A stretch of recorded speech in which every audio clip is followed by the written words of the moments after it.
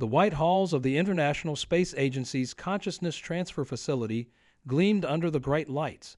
Amy Lawrence stood before the large observation window, watching the preparation of two specialized chambers. One was heated to a comfortable room temperature, while the other maintained temperatures close to absolute zero. "Are you sure about this?" asked Dr. White, the project lead, his concerned expression reflected in the glass as he stood beside her. "You'll be the first human to attempt this." Amy nodded, her short brown hair bobbing with the movement. At 25, she had already made history as the youngest xenobiologist in the program. Now she would make history again. "I've studied the crystallines for 3 years," she said firmly. "Their biology, their culture, everything. This is the chance of a lifetime." In the chamber next to hers, her exchange partner floated in a containment field. Lyra looked like a delicate sculpture made of translucent blue crystal, roughly humanoid but with faceted surfaces that caught and reflected light in mesmerizing patterns. Her body was maintained at -180 degrees Celsius, a temperature that would instantly freeze human tissue, but was perfectly comfortable for her species. The crystallines had been discovered in the frost rains of a distant Neptune-like planet just 5 years ago. Their civilization had evolved in the extreme cold, developing technology that worked on principles humans were still struggling to understand. When they'd reached out for first contact, it had shocked everyone to discover they were roughly as advanced as humanity, just different. Dr. White checked his tablet. The Crystalline Science Council has sent their final approval. Lyra's consciousness pattern has been mapped and verified. We're ready to begin whenever you are. Amy watched as technicians made final adjustments to both chambers. The one prepared for her current body would keep it at human normal temperature, while Lyra experienced life as a human.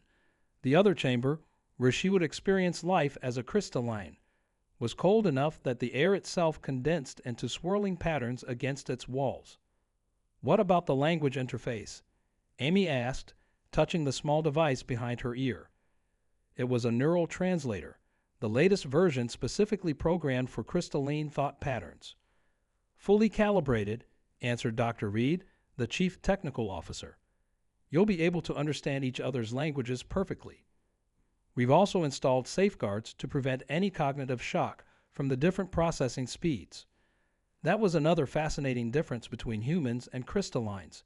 Due to their ultra-cold biology, crystallines typically thought and moved much slower than humans. What felt like normal speed to them would appear glacially slow to human perception. The consciousness transfer would need to account for this difference. "Final checks are complete," announced the technician. "Containment fields are stable." Amy took a deep breath. She had trained for this moment for months, but nothing could truly prepare her for being the first human to experience life in a completely alien body. The scientists had assured her it was safe. The crystallines had performed consciousness transfers within their own species for centuries. This was just the first interspecies attempt. "Lyra," Amy called out, knowing the crystalline could hear her through the chamber's communication system. "Are you ready?" The crystalline form shifted slightly, creating a chiming sound that the translators converted to words. "I am prepared, Amy Lawrence. I look forward to sharing perspectives with you, though I admit to some anxiety about experiencing your species' high-energy state." Amy smiled. To the crystallines, humans must seem like creatures made of living fire, their bodies constantly burning with chemical energy at temperatures that would destroy crystalline life forms. "Don't worry," she said reassuringly. "It only feels hot if you're used to the cold. To us, it's perfectly comfortable." The technicians helped Amy into her chamber. As she lay back on the padded surface, electrodes were attached to her temples and the base of her skull. The neural interface would map her entire consciousness pattern before transferring it to Lyra's crystalline brain structure. "Beginning transfer sequence in 10 seconds, announced Dr. White. 9, 8. Amy closed her eyes. In a few moments, she would experience something no human ever had before. She would know what it felt like to exist as a being of living crystal, thinking thoughts cold enough to freeze air. 3, 2, 1. The world dissolved into blue light. The greatest experiment in the history of human-alien relations had begun. The first thing Amy noticed was the silence. Not just external silence, but an inner quietness she had never experienced before. The constant background noise of a human body, heartbeat, breathing, blood flow, was gone. Instead, there was a deep, crystal-clear stillness. She tried to open her eyes, then realized she didn't have eyes anymore. Instead, her entire crystalline form could sense light through its faceted surfaces. The world looked different, broken into geometric patterns of remarkable clarity. She could see every wavelength of light, from infrared to ultraviolet, all at once. Consciousness transfer successful, she heard Dr. White say, his voice seeming impossibly fast to her new perception. Amy, can you respond? Amy tried to speak, but instead of vocal cords, she had to vibrate her entire crystalline structure. The translator converted her chiming sounds into English. Yes, everything is so fast. That's normal, Dr. White explained, his words slowed down by the translator to match her new time perception. Your consciousness is operating at crystalline speeds now. We'll adjust the translation rate to help you communicate more easily. Meanwhile, in the other chamber, Lyra's consciousness was having a very different experience. The moment she awoke in Amy's body, panic seized her. Every cell felt like it was on fire. The heartbeat thundered in her chest like an explosion. Blood rushed through vessels at terrifying speeds. The lungs drew in hot air automatically, and the diaphragm moved without her control. It burns.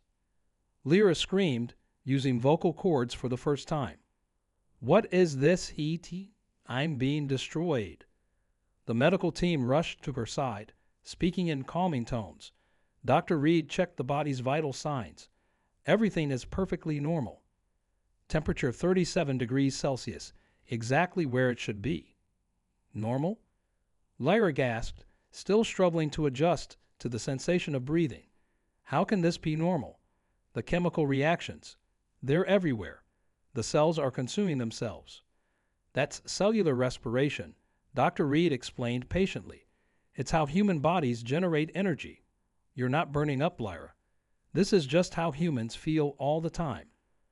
Back in the cold chamber, Amy was exploring her new crystalline form with fascination.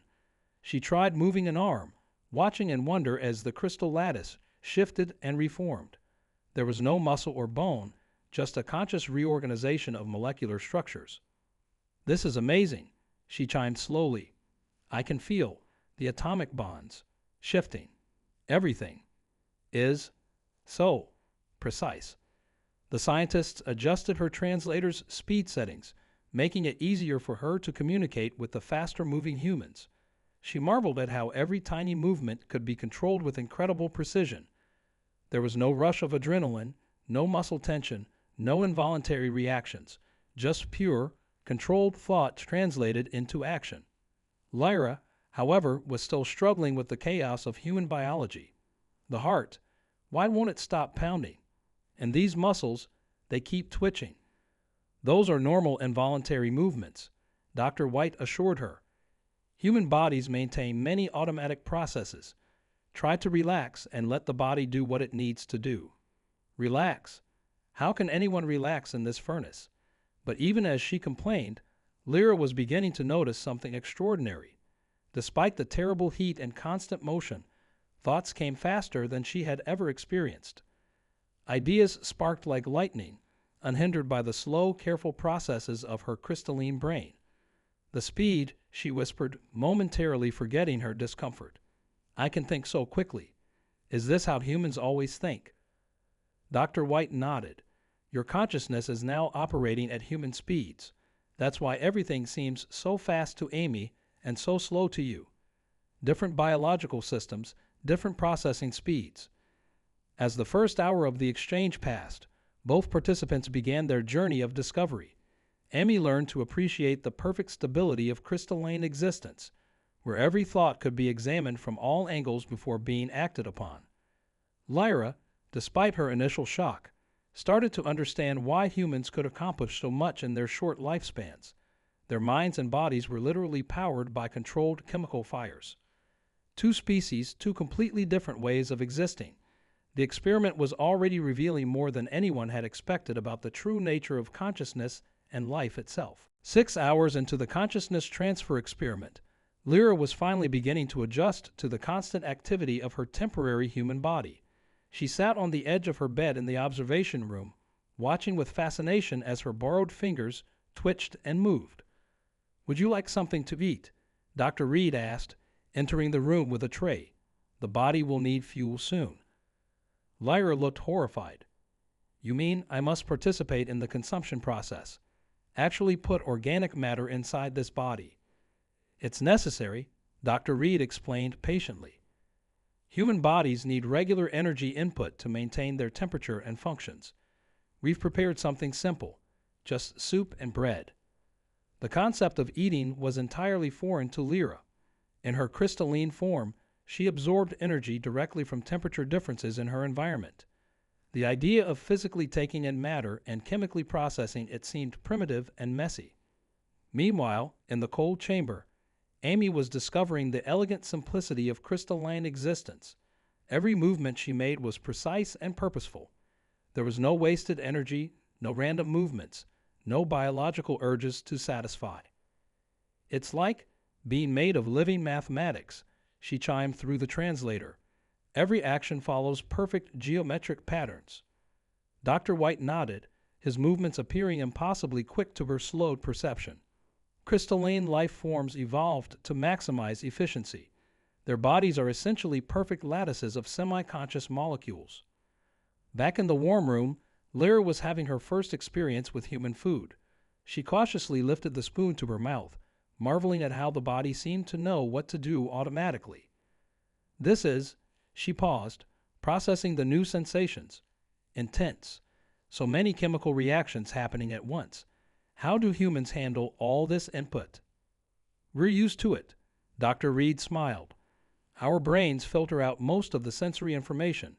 We only consciously process what's important." "Filter?" Lyra was shocked.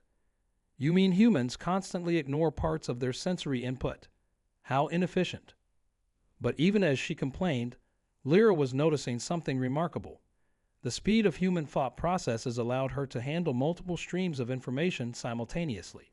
She could eat, talk, and observe her surroundings all at once, something impossible in her crystalline form. In the cold chamber, Amy was making her own discoveries about efficiency. She found she could enter a state of perfect stillness, where even molecular motion almost ceased. In this state, she could examine each thought with perfect clarity. "No wonder. Crystallines are known for their wisdom," she commented. "This level of mental clarity is extraordinary." Dr. White checked his instruments. "You're approaching their ideal thinking temperature now. Notice how each thought forms completely before moving to the next." "Yes, no overlap, no emotional interference, pure logic." The contrast between the two experiences couldn't have been greater. While Lyra grappled with the chaos and speed of human existence, Amy explored the perfect order of crystalline thought. Each was learning that their own species' way of existing was just one of many possible paths that life could take. "Dr. Reed," Lyra called out suddenly, "I think I understand something now. Humans aren't just surviving at these temperatures. They're thriving because of them. The heat, it's what makes you so adaptable, isn't it?" Dr. Reed nodded approvingly. "The energy that seems like chaos to you is what gives us our greatest strengths.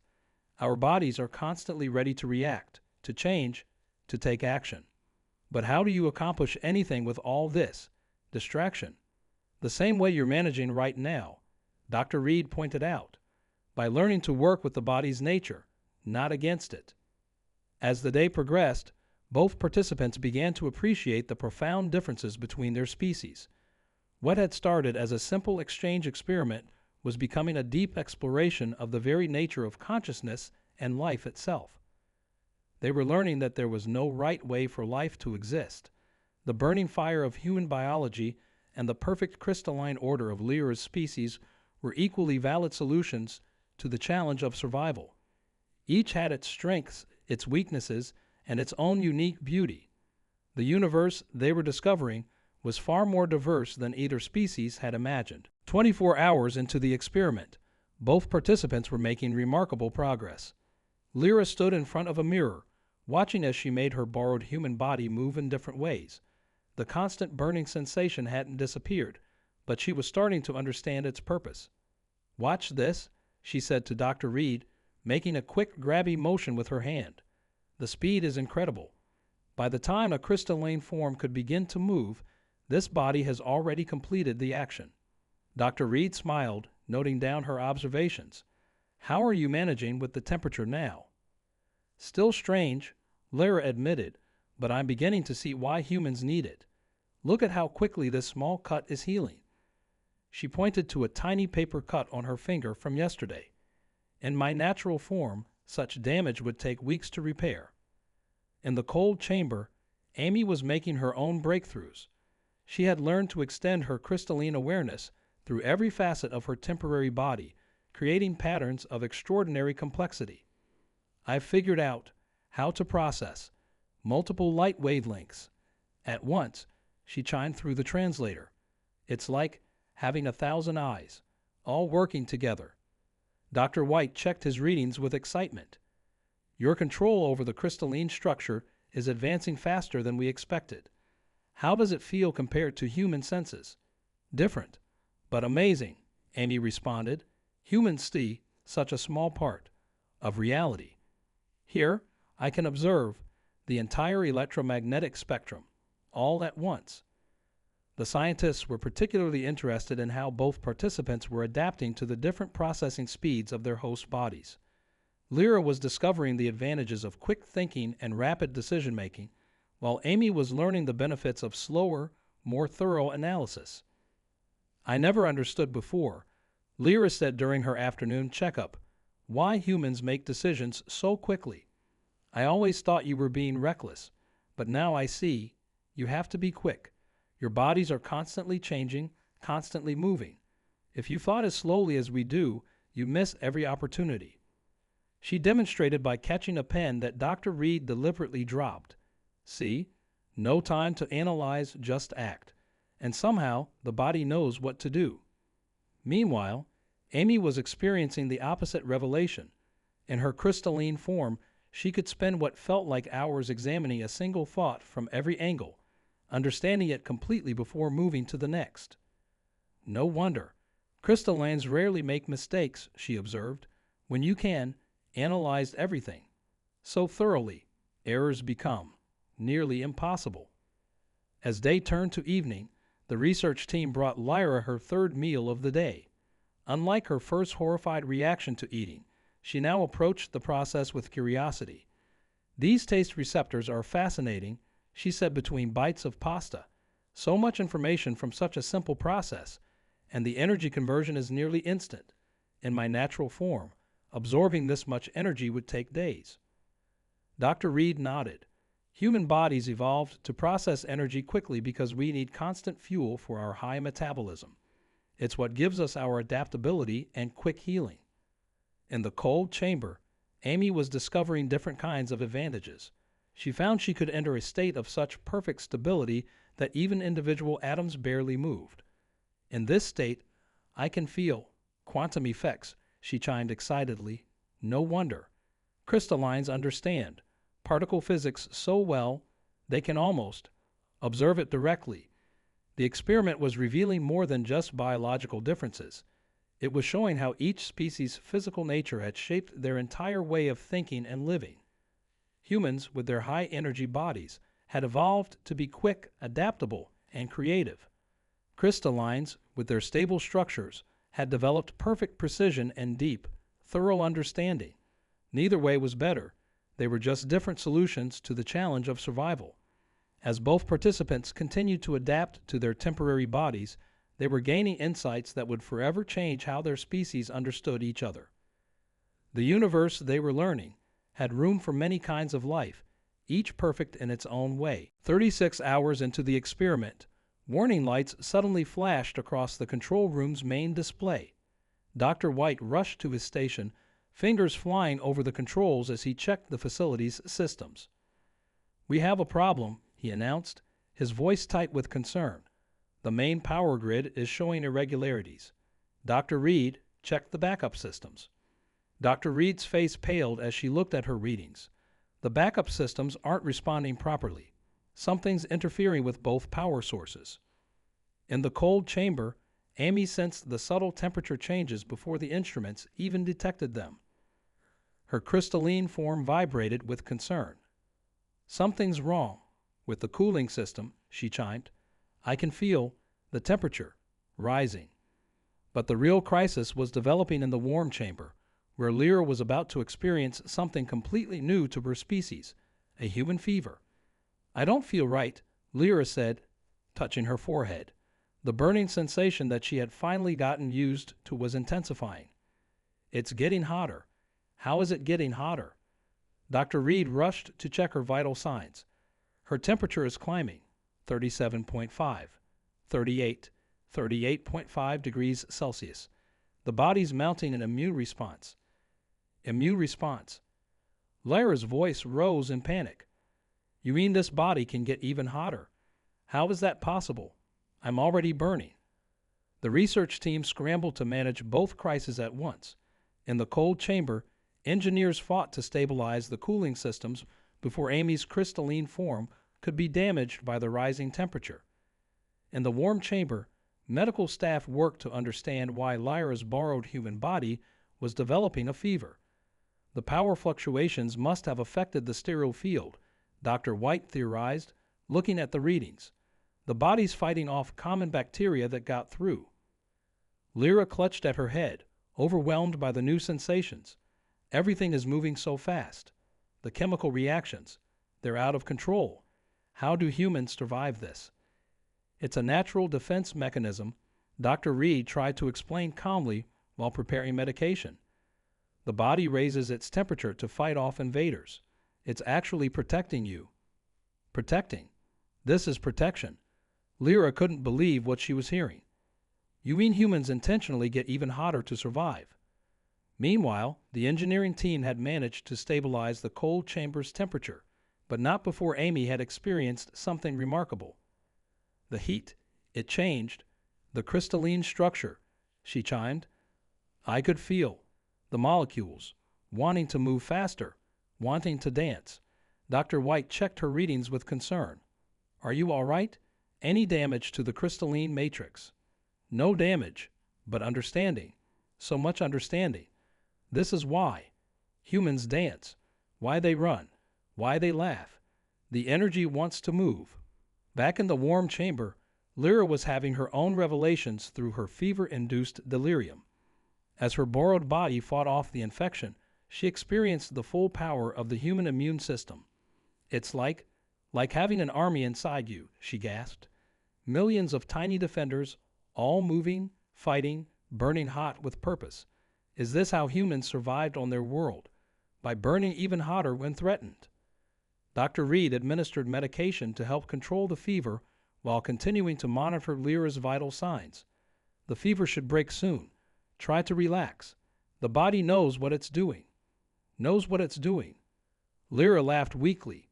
Yes, I think I finally understand. This heat isn't just a side effect of human life. It's your power, your strength. When threatened, you don't retreat into stillness like my people. You burn brighter." As the crisis gradually came under control, both participants had gained insights they never expected. Amy had felt the first stirrings of molecular dance that must have led to the evolution of complex life on Earth, while Lyra had experienced firsthand the fierce vitality that made humans so resilient. The power system stabilized, the fever began to break, and the experiment continued. But something had changed. Both beings had glimpsed deep truths about life itself, about the different paths evolution could take, and about the remarkable ways that life adapted to survive. The universe, they were learning, was even more amazing than either species had imagined. As Lyra's fever finally broke, she lay in the medical bed, experiencing something entirely new, the incredible satisfaction of a human body healing itself. The burning sensation that had first terrified her now felt different, almost comforting. "How do you feel?" Dr. Reed asked, checking her temperature. It had returned to a normal 37 degrees Celsius. Changed? Lyra replied softly. I understand now. The heat I feel isn't destruction, it's creation. Every moment, this body is creating new cells, healing damage, fighting invaders. It's beautiful. In the cold chamber, Amy too had gained new insights from their crisis.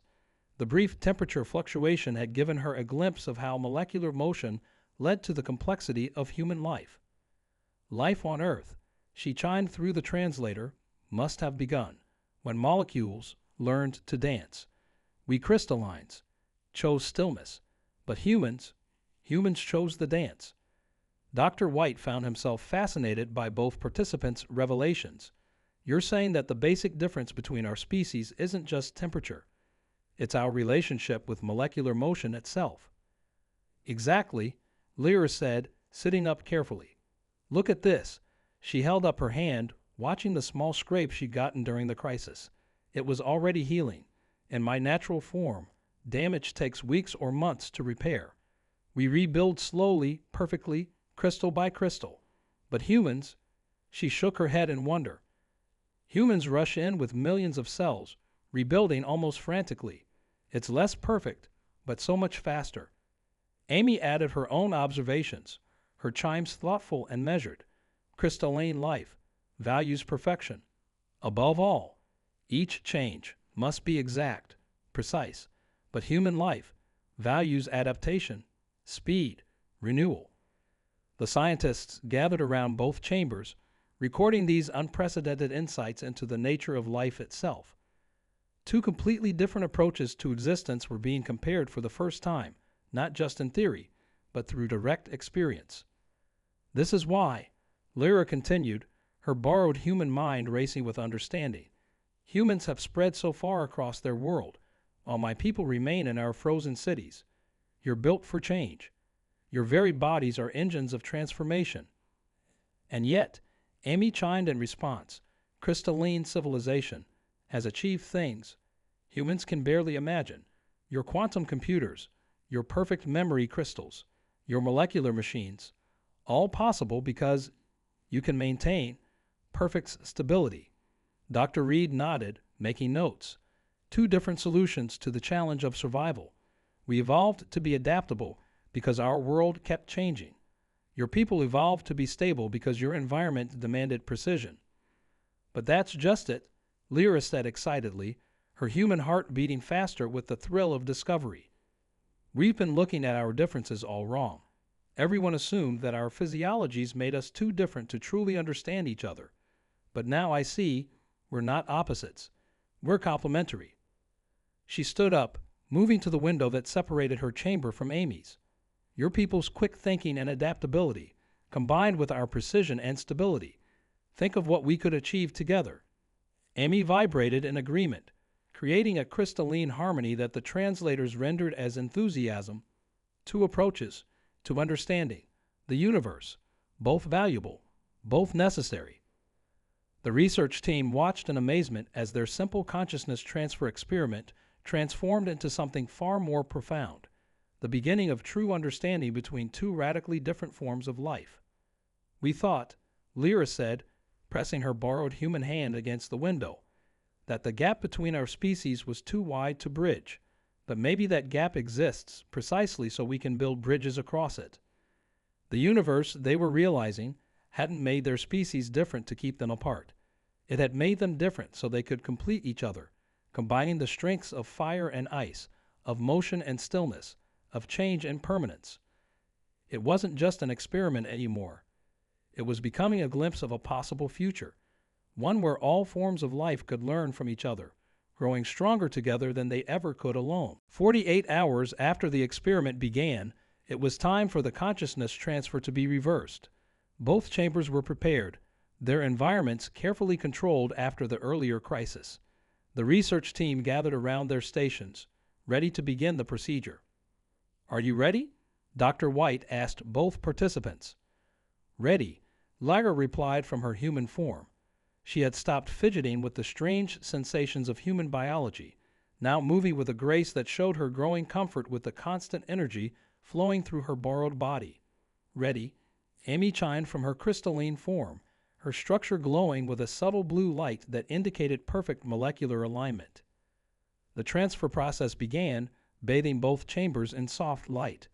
Moments later, Amy opened her human eyes, while Lyra's crystalline form shimmered with returning awareness.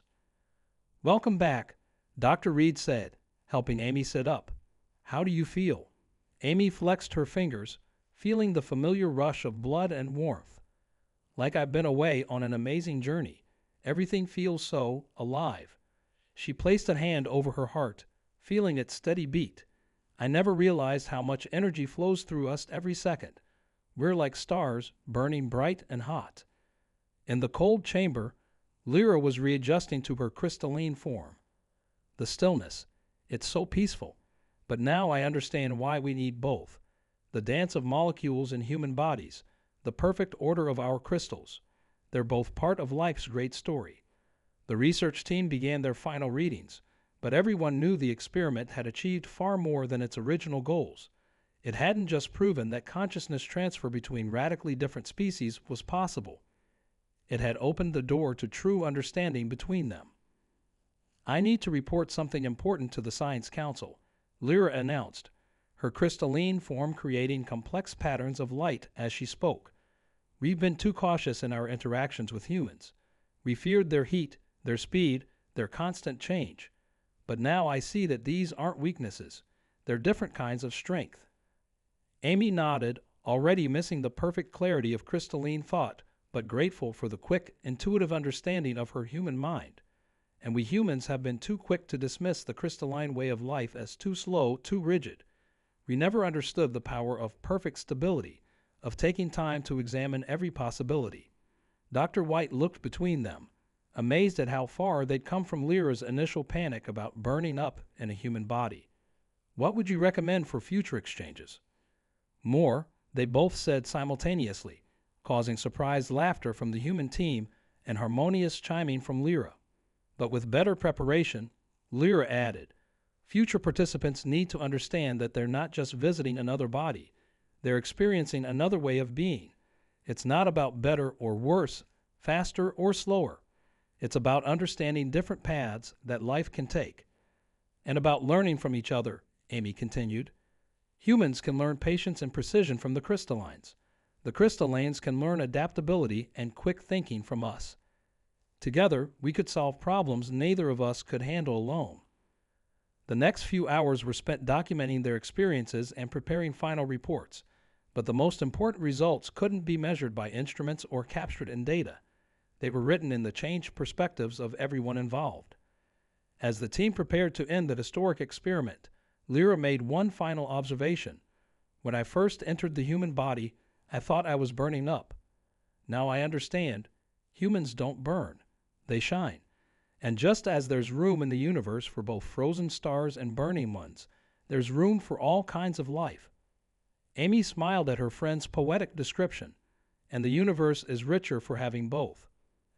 As they said their goodbyes, everyone knew this was just the beginning. The experiment had opened a door that would never fully close, a door to understanding, to cooperation, and to a future where different forms of life could learn from each other's strengths.